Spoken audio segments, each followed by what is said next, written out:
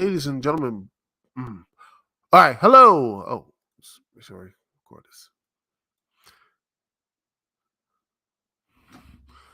Hello, ladies and gentlemen, boys and girls, children of all ages. It is me, Dukect. Sorry a little bit about that, little issues here, but everything is working just fine.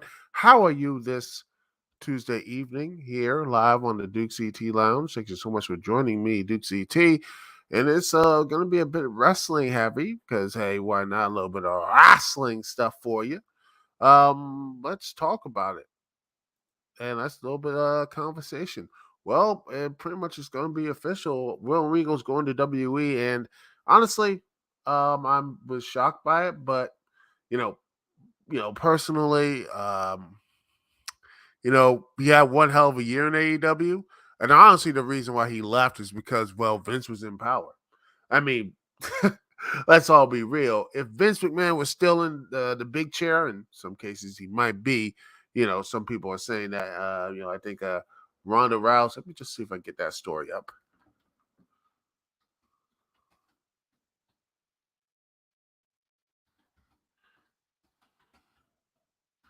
Let's see, because I know I saw that story.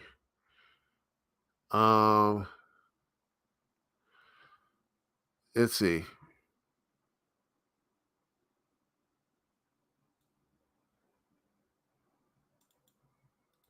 Let me just see if I can find the article.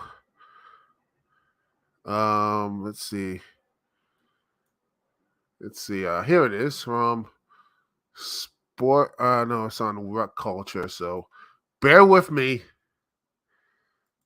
Bear with me. It's on What Culture. So Speaking of the latest, Ronda on the road, the reigning SmackDown Women's Champion said she wanted this time to be the most active that fans see from anybody. In other words, Ronda wants to defend the belt regularly on TV, as says pay-per-view.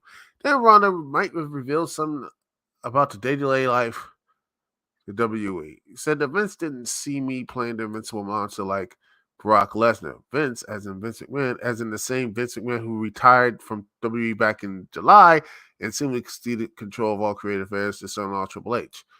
If Ronda is still having conversations with McMahon about the direction of her character, does that mean the old boss is still coming to shots from behind the scenes? I mean, that was something that's interesting. That is really interesting, but who knows? Could be all scuttlebutt, but all right. But I'm just trying to connect those little things here. But it's really interesting to really look at that situation. But well, we gotta talk about this now. Um, William Regal is now going to WWE and mostly with Triple H, who honestly, this is a loss, not just for the uncontrolled stuff about the Blackpool Combat Club, but also I think the backstage as well. There's a lot of stuff here that behind the scenes. Regal lost a lot of things behind the scenes and such. Getting motivating talent, doing all these other stuff, which will honestly, even though AEW has a lot of people back there, you got Chris Jericho, you have I think Jake Roberts, Jim Ross, multiple people there. Bill Regal, for that point, is very very bad.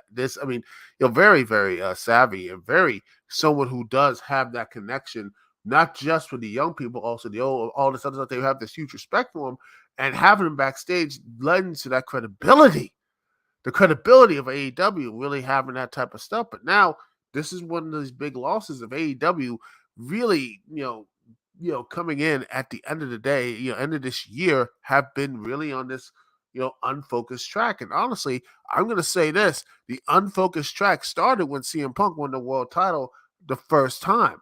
I think that whole thing, they sacrificed Hangman's world championship reign for CM Punk. Tony Khan's one of his biggest, I think, biggest L's.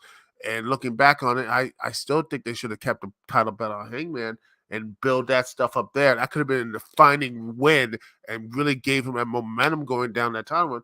Hell, I honestly say that he did, same thing with Wardlow.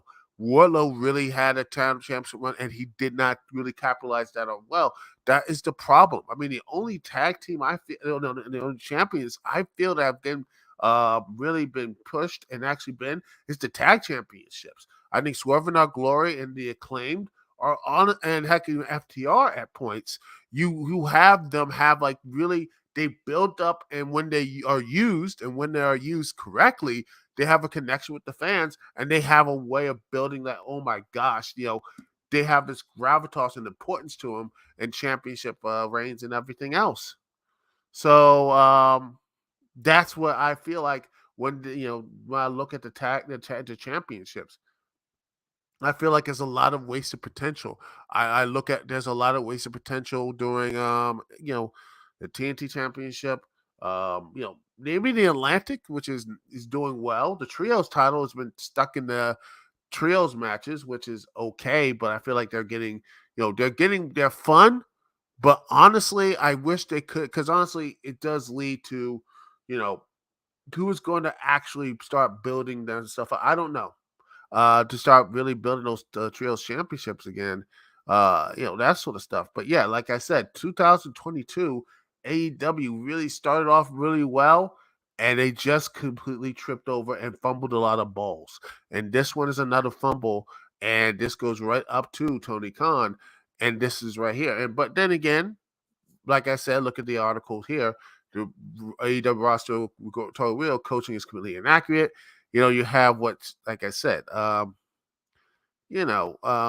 the latest controversy for EC3 is that William Regal was frustrated with talent not taking up office to coach him prior to AEW shows that man had maturity issues. Several adult AEW sources said the story wasn't true and blasted Carter for floating it. One source of the company described it as completely inaccurate. One source noted Carter and James being frustrated themselves, the other people around didn't get jobs at AEW. And neither of them or Russo have ever been in the company. I mean, there's a lot of people. You can get, like I said, this stuff here. The sharks are coming, and hopefully Tony better be, get that old bat shark repellent, because that's what is going to be needed. Because it's going to be really the sharks are coming, and they aren't playing around anymore. No one's playing around. They just didn't play around in 2019, 2020, and 21 and 22. This hopefully is going to be a huge lesson for him. Make sure the dudes are signed. Hopefully MJF is signed. This is going to be a really bad time. But this is, yeah.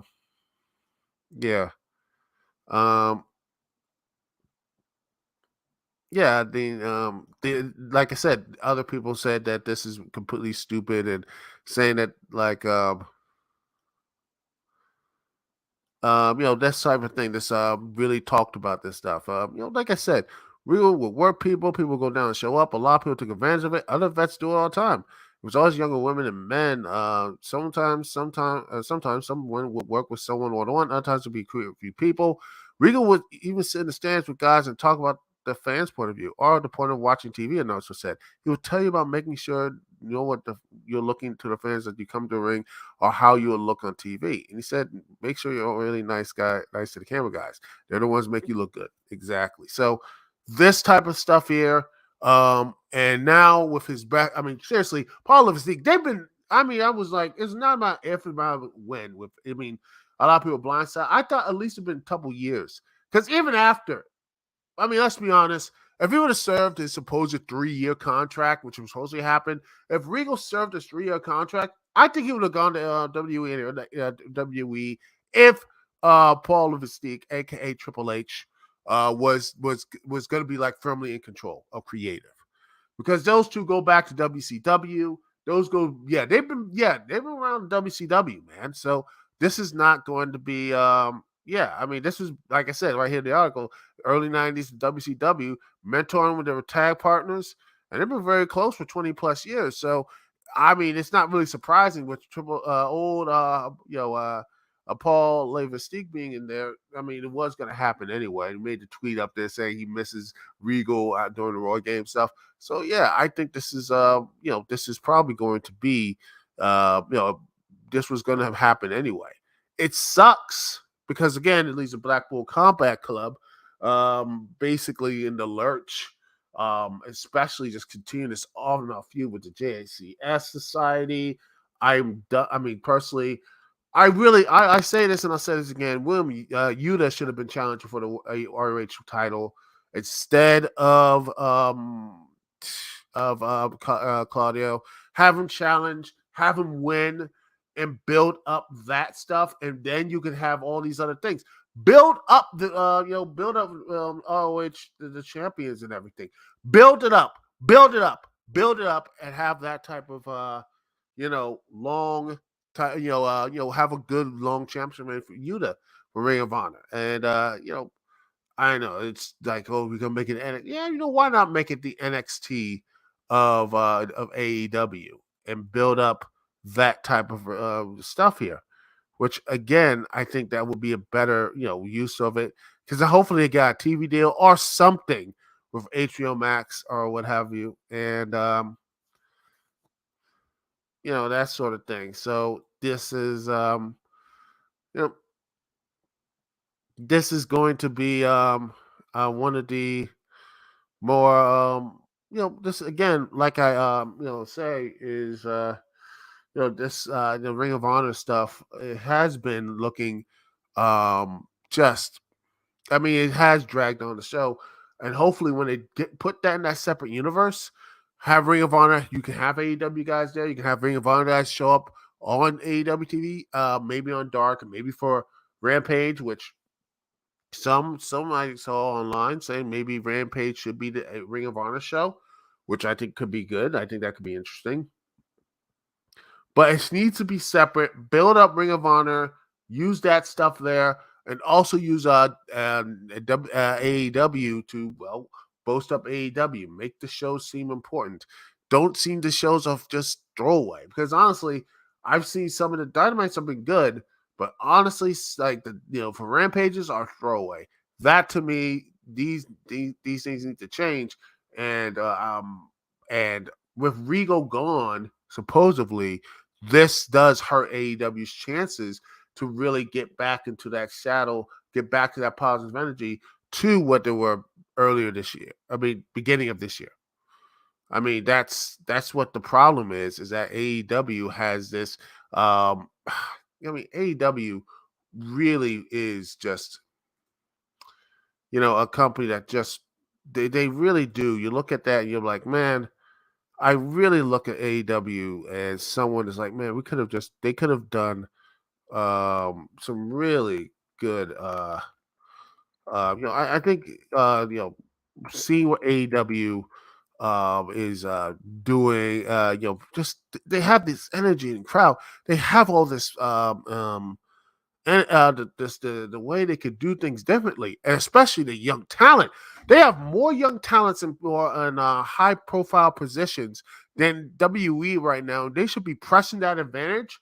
They're doing it with MJF as the world champion, who's 26, by the way, a lot younger. In fact, he was a lot younger when John Cena won it first championship. I mean, think about that, man. Just sit and think about that. That right there is just, you know,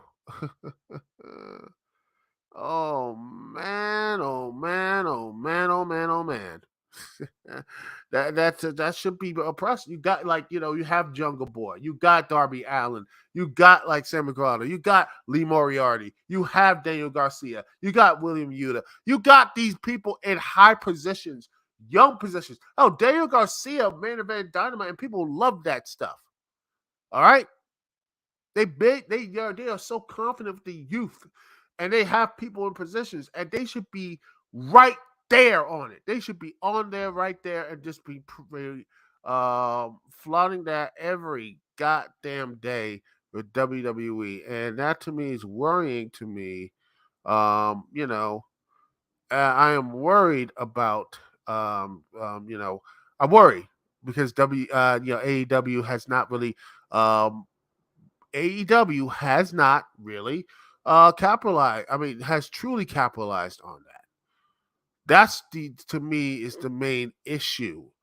Um, and Regal right now, Regal leaving is a completely just that right there. Regal is to me the biggest fail here. You know,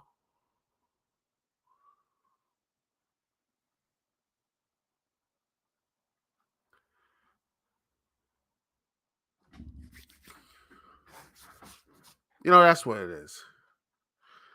And that's what you know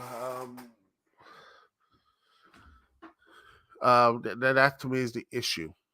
And of what Regal and AEW's just being this haphazard stuff. And I'm hopeful they come back with in 2030 with especially down Deep West and such, especially when they need you know just something of a positive spark to end the year. I'm hopeful that they will start doing some bigger things. But right now, with Regal leaving, the whole CM Punk fallout, you have just the Rampage being completely in a derelict situation right now with the ratings and such. And overall ticket sales, people are not excited. It just seems to be in a muck. AEW is in a muck right now. And WWE, where people like it or hate it, they have that positive energy right now since Paul Mystique, aka Triple H, is in power. They have that clout. They still have that positive. They have the energy that AEW had from the beginning of that year. They do. And slowly but surely, they might waste it. And they might waste it with this story that coming up. But yeah, right now, WWE has that type of energy. And hopefully, AEW can look and say, okay, we made some big fucking mistakes. And right now, the best situation is to sit there and find out what can we do to make sure we learn from this, and not only learn from it but also grow from it and become and use that energy. When we have that energy with the fan base, we don't waste it. That's just my personal thoughts about the whole thing.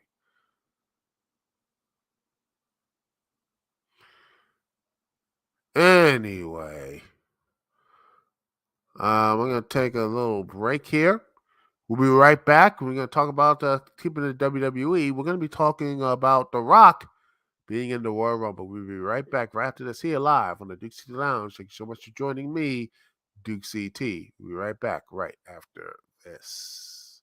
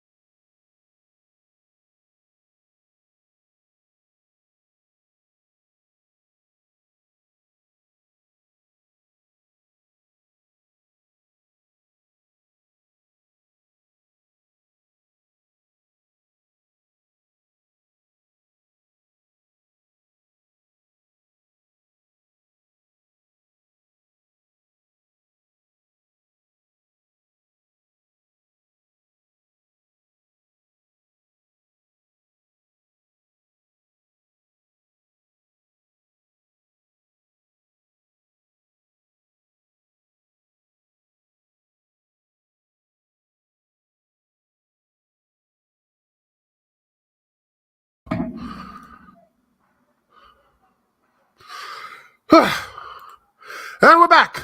Ladies and gentlemen, boys and girls, children of all ages. It is me, Duke CT. Hope you're having a good Tuesday evening. And, well, let me just get this page up for you. Let's see.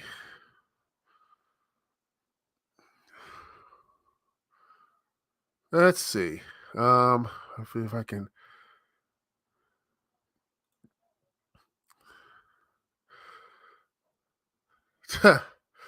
Well, here we are. We'll just put this thing right up for you. The Rock, after leading a supposedly box office bomb in Black Adam, which is to me it's a farce to me, because a movie getting over $400 million and consider a box office bomb, it reminds me so much of the Square Enix is like, oh, this game needs to sell over 6 million or 7 million to break even or be a hit. It's frustrating. It's real frustrating, for have that type of figures and such. And, but hey, maybe this will be the let's get that over here. The way to The Rock to come back home for WWE. And there's supposedly rumors that he's going to be um, going for the Royal Rumble. That's right. Supposedly the Royal Rumble, which is a going to be a thing, and The Rock coming back here, probably facing against Roman Reigns. Which, by the way, I don't know why he needs to win the Royal Rumble. He doesn't need a Rumble win. I mean, The Rock doesn't need to be, you know. Oh gosh, which is hilarious. Dave Meltzer is still in that the 50-year-old to win the Royal Rumble, setting up a world title match with WrestleMania with Roman Reigns, which is just just uh just perfect. It just fits right in with the old guy narrative. And actually it fits with it. It does. It fits with the old guy narrative. WE has, like I said previously, on the last segment, is that they have immense, like I said, they have this immense energy and just mostly because of Triple H and the Bloodline, which is probably the best wrestling storyline they have right now. They have a lot of grace to them right now. You might hate it, but they do. However, when you have The Rock coming back, winning and going against Roman Reigns at WrestleMania, it's a problem which I think AEW hopefully will start exploiting, and they should have been exploiting this entire year instead of having old cousin Phil Brooks win the championships. He should have been like, we are going to press with the young and counteract this. Because this is the biggest for WWE right now, is that they need to bring in the old guys back. They need to bring in the IPs back. They need to bring them all them back. They need them because they can't look at the people on that roster right now. They have The Rock coming back for a main event thing at WrestleMania, which will be a spectacle. But I worry for The Rock's health because the last time he got into a match, a significant one, long-term match with John Cena, he got himself hurt. He got himself injured. It's not a good thing. And then rumor has it, let's see.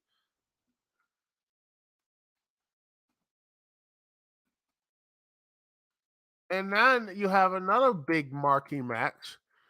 Um, you know, supposedly, Stone Cold. Let me see if I can just put this up here. Um,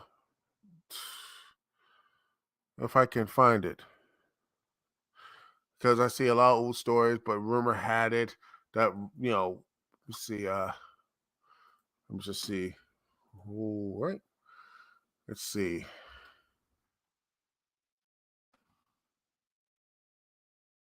Hmm. I mean, he might be Stone Cold Steve Austin might be going to a WrestleMania. Um, they actually, supposedly that they do another match at WrestleMania. Could be like right here. Let me just share this tab instead. Is that Stone Cold's basically this is back in November 14th last month, but this is right here.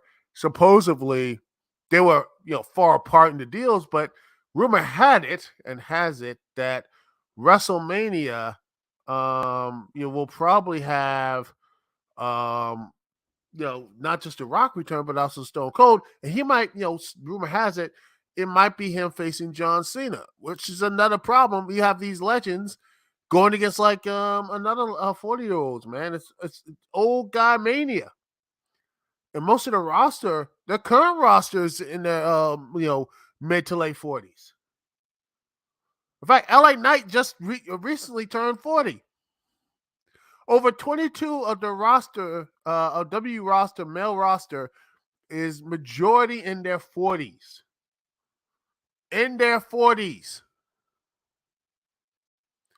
This is a problem. And these are the people are just WE are just holding on for ratings. And even then, looking at the Raw's previous ratings, and you look at SmackDown's rating, they were FS1. not looking good. And in fact, I basically said this when let me just share this thing. Um, this tweet right here. I actually said this, and I believe, and I put my heart. I believe my heart is this. Is that he talked about the ratings being badly on SmackDown AEW. It's like this. This really does prove a point that the hardcore and the A Styles. And I respond to him, but I think this is a point. It says this really does prove a point that the hardcore audience is about the same for AEW and WWE. WWE Legacy Act carries them on USA, and Fox being a major network boosts their numbers. And I said, what happens when the legacy of the talent is gone? I fear we're going to have the new generation 2.0. This, to me, is something that I worry about for WWE, is that the lack of new stars is troubling. The lack of young talent ready to go is very troubling. They'll say, what about Braun Breaker, NXT? I'm like, what about him? He should not be in NXT. He is far gross. Same as Carmelo Hayes. Those two should be on the main roster now. Not yesterday. No, yesterday. Yeah, it should be on the roster yesterday. And they should be there now.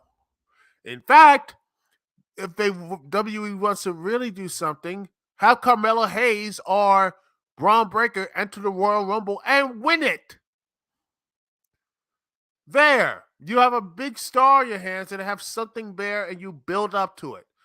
I don't know. Have him win against Roman, lose against Roman? I don't know. Personally, I would have him win against Roman. Do something. Build up the young talent. They desperately need it. Roman's not going to be there forever. And you shouldn't be depending on The Rock. You shouldn't be depending on Stone Cold. You shouldn't be depending on John Cena. You shouldn't be depending on all these, on Edge or Randy Orton when he comes back, or any other of these people who are in their 40s right now. All right? Where are the young wrestlers, man? But maybe the thing is right now, here's the really messed up part. The messed up part of all this is that maybe this is the only way they can draw. This is why, maybe this is the only way to get draws right now, because they need something that's familiar. The audience, they're old. They don't care about the young. The old audience that WWE and AEW have, they don't care about the young. They're like, we want recognizable faces. We don't care about these young wrestler staff. It's me.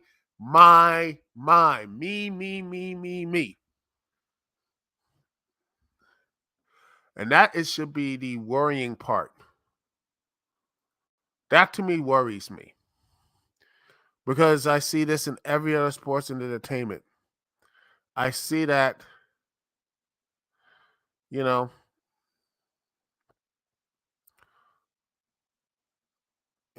the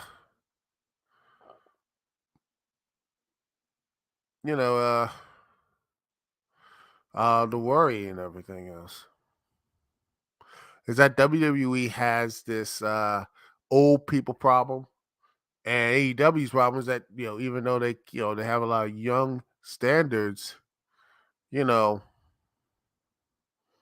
young wrestlers and stuff, they have these youth, but they still can't get the youth watching anymore. And that's my fear, is that the youth are not really watching wrestling anymore. They've been just pushed away from the old guys. The old guys, man. The old folk. The old people. Wrestling is, the young people are watching UFC, are playing like Roblox, Fortnite, and Minecraft. Sometimes all three at the same time. No one cares about wrestling anymore. And if they watch some, there's probably streaming and such, I don't know if there's anyone who's connected. That's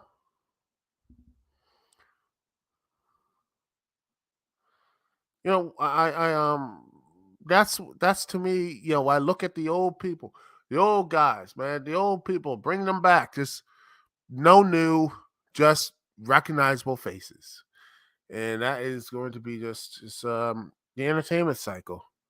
And speaking of that, we're going to take another little break here. Because honestly, in the world of entertainment, we're going to talk about of old guys getting another chance. Indiana Jones is going to have another movie. Huzzah! Old ass Harrison Ford, over 80 years old. Just, okay. All right. Whatever. All right. We'll talk about that after the break here, live on the Dukect Lounge. We'll be right back right after this.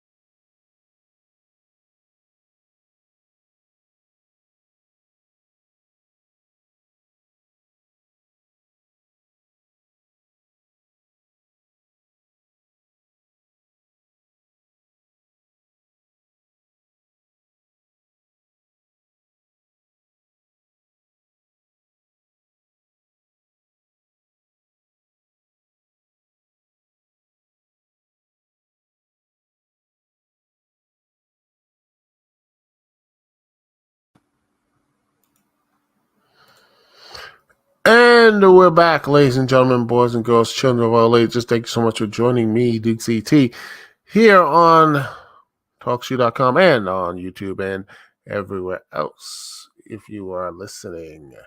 Anyway, well, Here it is. Just share the screen here. Right there. Bam! Indiana Jones and the Dial of Destiny. Oh boy. Yeah. Remember I said earlier, last segment, the old people just want to see old guys, and yeah, it's not surprising. And hold on, let me just see something right quick. I'm not gonna show the video or anything else. I'm just gonna see the official trailer. Um let's see, where is it? I gotta look and see where I can find it, because Lord knows I don't want to really see if I can get it, because I think a lot of people liked it, and it looks nice. It does, but let me just see if I can put here.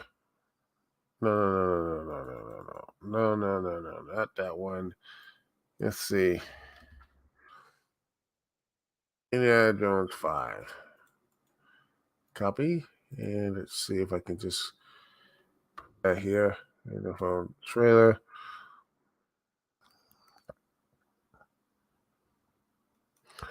All right, and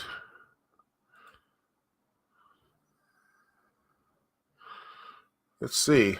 Just share this one here. From Lucasfilm, a lot of people liked it. See, a lot of people really liked it.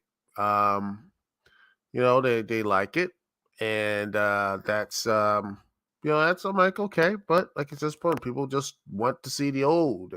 They love the old stuff. They love the old stuff, man. They do, and it does work. And I saw the trailer and I thought it was fine, but I was like, it's unnecessary. It's legitimately an unnecessary film. But yeah, it's just,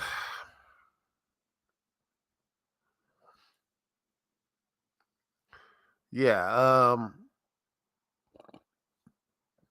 You have the iconic Indiana Jones screen score as Indiana Jones his fedora, picks up his fedora and just goes into the save of the day one more time. It's just, yeah. I'm just like, I know, but it's time to move on from it. I mean, why don't I always like? Why do they have to do this? Why is this happening? Why do we have to keep doing back the old? Because Disney needs money. I mean, they just lost a movie. Everyone wants to talk about how Black Adam lost 100 million. Disney's latest film lost over 100 million animated film, and in fact, most of that stuff on Disney Plus ain't working. Disney Plus, that's not making any money for them. Wakanda Forever, that made money, but it's not making them enough money, especially with all the other costs and everything else around it. I'm betting that's going to probably round up at least to wouldn't surprise me.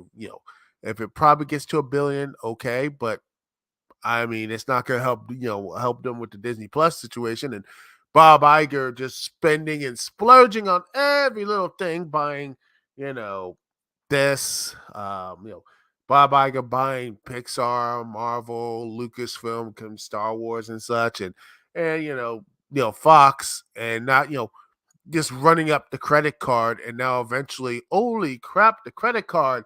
Oh Lord, the credit card is gone empty, ladies and gentlemen. And now they need to go and start spending some more money. Heck, they had to, cut down on the phase 5 stuff.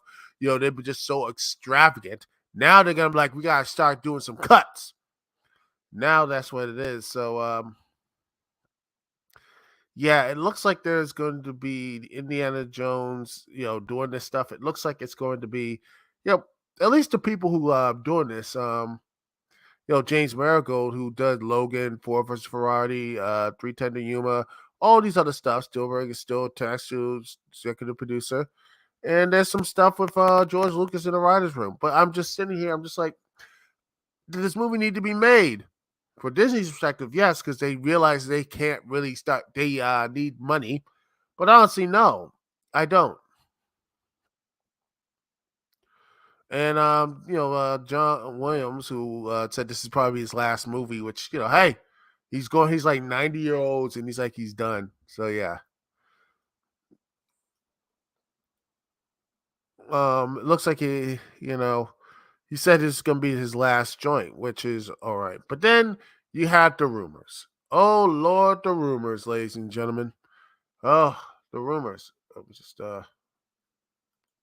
give me the rumors and such. Let me just the rumors about it. I seen the videos. I seen a lot of the rumors in place that people have been like, "Oh Lord, they're gonna do it." This stuff here, like they're gonna kill off. And the rumor is, let me just put this right here. James Marigold is setting the record straight of the future of Indiana Jones, especially who will inherit that moniker after Harrison's fifth and final swashbuckling ride with the character in next June's Indiana Jones and the Dial of Destiny. The Walter Line and Logan director, who most recently held Indy 5, took to Twitter to squash rumors that the Philip Willibridge, the fast, she co-stars as Indy's daughter, I think goddaughter, is saying that, oh, one more time, no one is taking over and replacing Indy or done inside, nor is he being erased through some convenience. He never was, never, not in any kind of script, but trolls will troll, and that's how they get their clicks. Yeah, he went out on Twitter saying, "Please don't exhaust me about how once in a while a troll is right. Even a blind squirrel finds a nut now and then, and all one has to do is look at the set photos, interviews, and you get enough info to make wild guesses about a movie's plot. The difference between trolling a-holes and everyone else is that they're trying to make money off your feelings and other films and culture war politics. I mean, yeah." And he says talk about this to 2016's Ghostbusters, 2018 Ocean's 8, and upcoming. By the way, that Margaret Rob thing, Pirates Caribbean spinoff. Oh yeah, remember this? Uh, let's see. I think that's been Margie Roberts. I think this is a great spelling of her name, by the way. Yeah. About that. About that Margaret Robbie instead of robbing, uh, and such. That lovable film. Oh yeah, it got canceled. Ooh, I guess they didn't want to do it. Margaret Robbie announced in a new Vanity Fair cover story that her female-fronted Pirates of the Caribbean movie is dead at Disney. Variety has reached out to the studio for comment. It was announced in June 2020 that the Oscar nominee Robbie will be the star of the new Pirates of the Caribbean movie written by her Birds of Prey screenwriter, Christina Hudson. We had an idea and we were developing for a while, ages ago, have more of a female-led, not totally female-led, but just a different kind of story, which we thought would have been cool. Robbie told Vanity Fair about her intended Pirates movie with Disney, but I guess they didn't want to do it. Yeah. So, yep. Yeah, guess what? So yeah.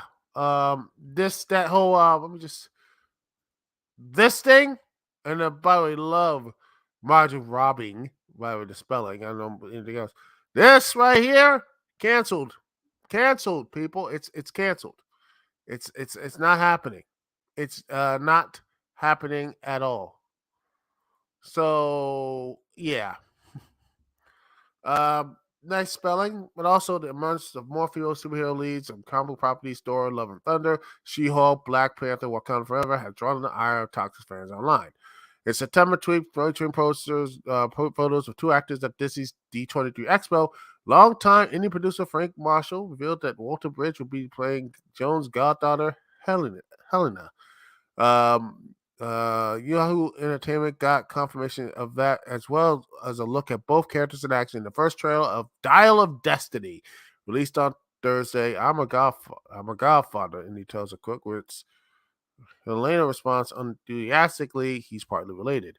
Rumors that Walter Bridge also wrote and executive produced Killing Eve, appeared as a droid in a Star Wars movie, contributed to a Bond screenplay, No Time to Die, all in the past decade, could be taken over as Indy has been struggling since last spring, through a spring up after Thursday's trailer premiere. Of course, the speculation isn't actually entirely surprising. The same was once said about Shia LaBeouf, who played Indy's son Mutt Williams in the 2008 long-awaited but ultimately much maligned follow-up to the original trilogy. Yeah. And by the way, it's old enough to you can just recast. What happened to recasting? Like he's just damned forever to be Shia LaBeouf. No, they can just recast someone. If they wanted to just recast someone. What's wrong with that? He's like, you could just recast some younger dude and be like, hey, what's up? Just random, I don't know. What's that Spider-Man kid doing? Oh no. No, not him. Let's see who else could play that young Indy, that young son of Indy, young, someone like that. There's a lot of people out there they can do it, but nah, not Shia. Shia is just. I think he's still trying to, you will not replace this thing. Is he still doing that? I don't know what happened to him. Hopefully, I think last time I checked, he did a huge Catholic movie, and he's converted. Hopefully that will help him find his peace. I do sincerely, but overall though, this looks like it's going to be I don't know, hopefully a good swan song for Indy, a good swan song for him. Who knows? Maybe it could be a star-making performance for Phoebe Waller-Bridge. Hopefully that could be as well. As and maybe this is maybe the last episode, the last thing that maybe get Indy right. Maybe it is. Maybe they'll finally get Indy 100% right, and everything will be just fine. And they won't touch him ever again. Until the next time, which I can't wait for Indiana Jones to be in a wheelchair. Or they're just going to keep him alive, like Harrison Ford alive, an iron lung or whatever, and have his face digitally, he's going to be like that, at this point. So who knows? I don't know what they're going to do. I don't know, but it wouldn't be surprised if they do this whole thing. But I'm just, exhausted. I'm just tired of all this stupid stuff. I'm tired of all this, these old things. If you want to do something, make it new. These are, industries that have, capabilities to bring something new to the table. They have they have all this power to do something new, but instead they go for the simple. They go for the same thing over and over and over again. They don't go for something new. They never do something new when they have it. I know. Last time Disney did all that, they went bankrupt. They bought half the industry. You'd think they could have at least take a little bit of a chance. You think so, but no, it's just continue to be remasters, remakes, and this, that, and the other until the end of goddamn time. Same thing with Star Trek. Same thing with Star Trek, Star Wars. Heck, Babylon 5 is coming back for another reboot, which that's gonna be fun. Nothing ends. It's the same thing with the Watchmen. Nothing ever ends. It just keeps going and going and going and going until just the end of time, or until those things collapse. And I'm hopeful and rooting for that. By the way, at this point, I don't want to be in that side of saying screw Hollywood. Well, maybe that because Hollywood's just a den of vipers and such. Probably doesn't want to go that far. But the other part for me is just like, man, y'all are every last single one of y'all are just not just terrible people, but you're just not entertaining. You're boring and bland and uninteresting. And you have these bloated, and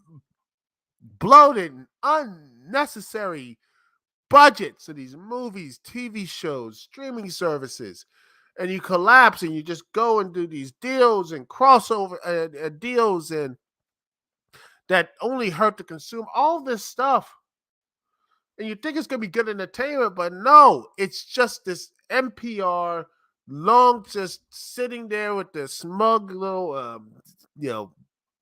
smug, arrogant NPR swilling, thinking that this is gonna be just good centrism BS, and I am sick of it.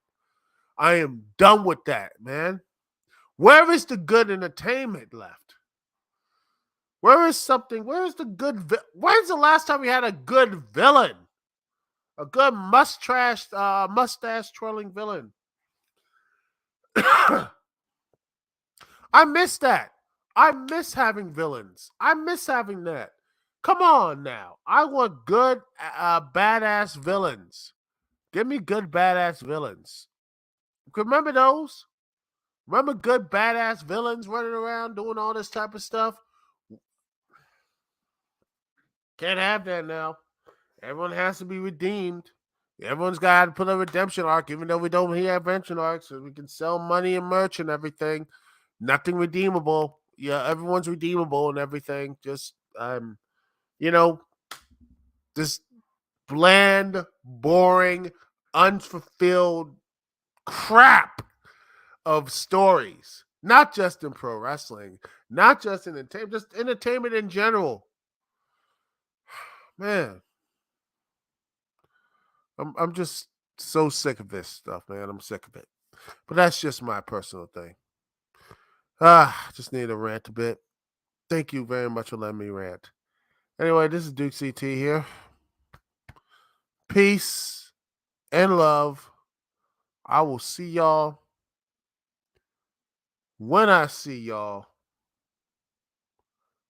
later.